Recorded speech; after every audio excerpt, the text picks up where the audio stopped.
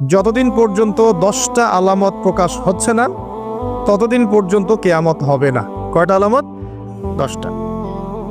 নবী সাল্লাল্লাহু আলাইহি ওয়াসাল্লাম প্রথমে বললেন 1 নাম্বার হচ্ছে মাসিহুদ দাজ্জাল। কি নাম? মাসিহুদ দাজ্জাল। 2 নাম্বার হচ্ছে ইয়াজুজ এবং মাজুজ। এর আদম সন্তান পৃথিবীতে বের হবে এবং পুরো পৃথিবীটা ম্যাসাকার করে ছেড়ে দিবে। আর মাসিহুদ দাজ্জাল সেও বের হবে শেষ জামানায়, যে ইহুদিদেরকে নিয়ে পুরো বিশ্ব শাসন করবে, বিশ্বের প্রতিটা ডিপার্টমেন্ট সে রুল করবে। এবং দাজ্জালের চেয়ে ভয়ঙ্কর কোনো ফিতনা এই পৃথিবীতে আসে নাই, আসবেও না। প্রত্যেক নবী তার কওমকে দাজ্জাল সম্পর্কে সতর্ক করেছিলেন, এমনকি নূহ আলাইহিস সালাম পর্যন্ত তার উম্মতকে দাজ্জালের ফিতনা সম্পর্কে সতর্ক করেছিলেন। নবী সাল্লাল্লাহু আলাইহি ওয়াসাল্লাম বলেছেন যে তোমরা যদি সূরা কাহাফ তেলাওয়াত করো, প্রত্যেক জুমার দিন সূরা কাহাফ তেলাওয়াত করো, অথবা সূরা কাহাফের প্রথম 10টা আয়াত শেষ 10টা আয়াত মুখস্থ রাখো, ইনশাআল্লাহ তাআলা মাসিহুদ দাজ্জাল তোমাদের কোনো ক্ষতি করতে পারবে না।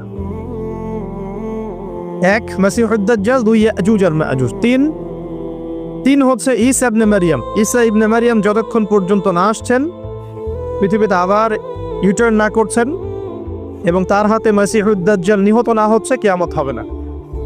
4 দাব্বাতুল আরদ, অর্থাৎ পৃথিবীর ভিতরে একটা প্রাণী আছে, মাটি ফেরে এই প্রাণীটা বের হবে কিয়ামতের আগে আগে, এবং এই প্রাণীটা মানুষের সাথে কথাবার্তা বলবে, কথা বলতে পারা প্রাণী।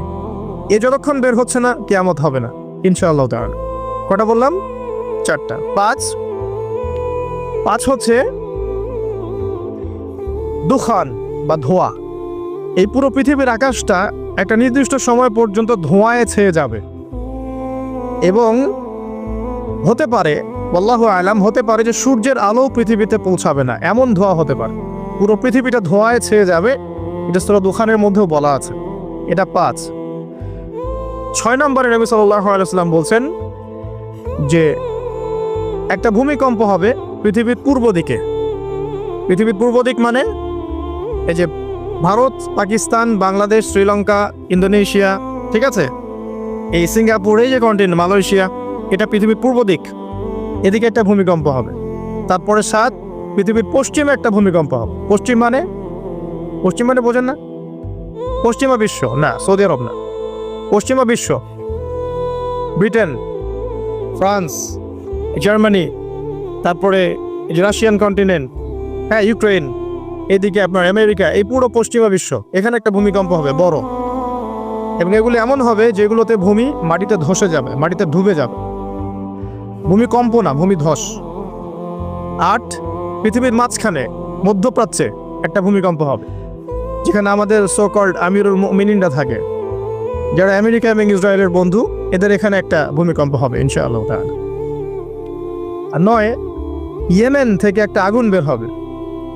ইয়েমেন থেকে একটা আগুন বের হবে, যে আগুন মানুষকে হাসরের মাঠের দিকে তাড়িয়ে নিয়ে আসবে। আরেকটা বলেছেন 10 নম্বর, যেটা এই মুহূর্তে আমি ঠিক মনে করতে পারছি না। তো এই 10টা আলামতের কথা নবী সাল্লাল্লাহু আলাইহি ওয়াসাল্লাম বলেছেন, না হওয়া পর্যন্ত, এই 10টা আলামত না আসা পর্যন্ত কিয়ামত হবে না। ঠিক আছে?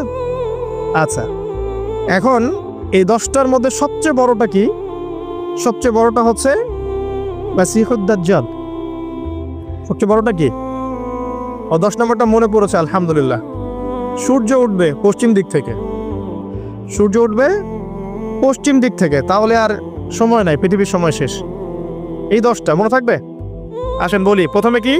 দাজ্জাল, তারপরে ইয়াজুজ আর মাজুজ, 3 নাম্বার ঈসা ইবনে মারইয়ামের প্রত্যাবর্তন, 4 নাম্বার দাব্বাতুল আরদ, জমিন থেকে প্রাণী বের হয়ে কথা বলবে মানুষের সাথে, ঠিক আছে। 5 নাম্বার কি বললাম?